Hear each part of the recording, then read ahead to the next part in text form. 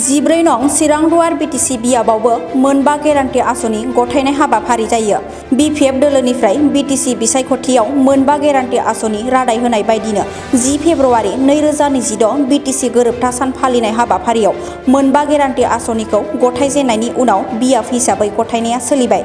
बेबायदिनो दिनै 13 नं चिरां बिटिसि बियाबाव बैफोर आसनि गथायनायनि उनाव आरोबाव 14 नं चिरां दुवार बिटिसि बियाबावबो थाइखाजरा ओनसोलनि सारियालि गेलेग्रा फोथाराव मोनसे हाबाफारिनि गेजेरजों गासै 840 सेल्फ हेल्प ग्रुपनो 15,000 रां, सा 100 बेकार लाइमोनफोरनो 2 लाख रां, बेंगुराफोरनो 10,000 रां, बैसोगोरा सुबुंफोरनोबो 10,000 रांनि चेक आरो गासै सा 200 नखरनो हा पाट्टा गथायना होयो।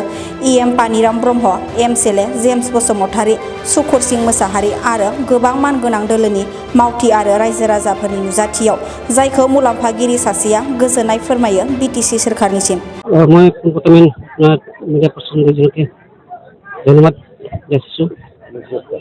আজি ইয়াত চাৰিআলি বলফিল্ড গ্ৰাউণ্ডত যিটো বিপিএফৰ এই যে মিটিংখনত মই আজি নিশ্চয় এই যে 2 লাখ চেক পাবলৈ সক্ষম হ'লোঁ, তাৰ কাৰণে মই ব্ৰিটিছ চৰকাৰক ধন্যবাদ দিছোঁ আৰু বহুত ভাল লাগিছে, সেইটো কাৰণে ধন্যবাদ আকৌ এবাৰ কৈছোঁ।